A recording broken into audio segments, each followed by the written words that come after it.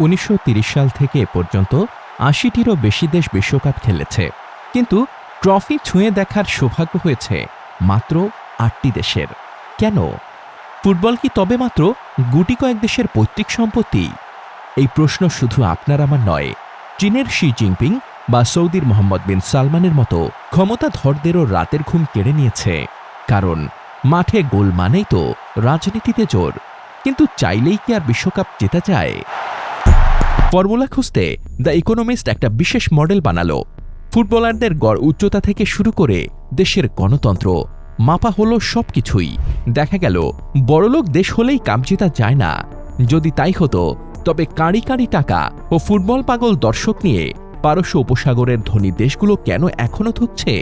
America তো ধনী দেশ, কিন্তু তাদের সব টাকা চলে যায় বাস্কেটবল আর বেসবলে। আবার জনসংখ্যা বেশি হলেই কি লাভ?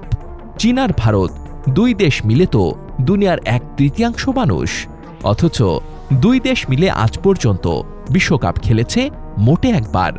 তাহলে ম্যাজিকটা কোথায়? ম্যাজিক লুকিয়ে আছে ভূগোল আর সংস্কৃতিতে। লাতিন আমেরিকার দলগুলো খেলতে নামার আগেই এশিয়ার দলগুলোর চেয়ে মানসিক ও ঐতিহ্যগতভাবে এগিয়ে থাকে। ইউরোপের কথাই ধরুন, সেখানে কোচের অভাব নেই। ভারতের যেখানে সর্বোচ্চ লাইসেন্সধারী কোচ আছে মোটে 50 জন, স্পেনে সেখানে আছে 2000-এর বেশি। ফলে সাফল্য সেখানে বংশানুক্রমিক। 1976 সালে যারা ফুটবলের শীর্ষে ছিল, এখনো তারাই রাজত্ব করছে। একে ভাঙা কি অসম্ভব? অসম্ভব নয় যদি আপনি জাপানের মতো হন।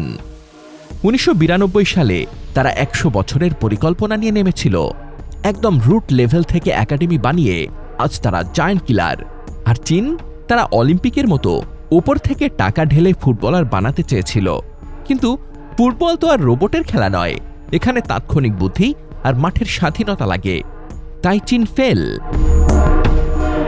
আচ্ছা, জাপানের মতো এত সময় আর ধৈর্য যদি না থাকে, তবে শর্টকাট রাস্তা আছে ট্যালেন্ট ধার করা। মরক্কো, সেনেগাল বা কেপ ভার্দে কি করছে? নিজেদের প্রবাসী বা ভিন দেশে জন্ম নেওয়া ফুটবলারদের দলে টেনেছে। কাতার তো অন্য দেশের খেলোয়াড়কে পাসপোর্টই দিয়ে দিল। মালয়েশিয়া আবার একটু বেশি চালাকি করতে গিয়ে ভুয়া বংশলতিকা বানিয়ে ফিফার কাছে ধরাও খেল।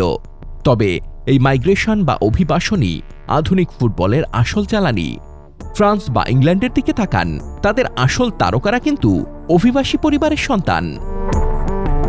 মজার ব্যাপার হলো, এই বৈচিত্র্য বর্ণবাদীদের আবার সহ্য হয় না। দল জিতলে অভিবাসীরা হিরো, আর হারলেই সোশ্যাল মিডিয়ায় বর্ণবাদী গালিগালাজ। তাই দিন শেষে বিশ্বকাপ জেতার ফর্মুলাটা স্রেফ একটা ট্রফি জেতা নয়, এটি একটি দেশের রাজনীতি, সমাজ আর অর্থনীতির চূড়ান্ত পরীক্ষা। তো আপনার প্রিয় দল এই পরীক্ষায় পাশ করবে তো?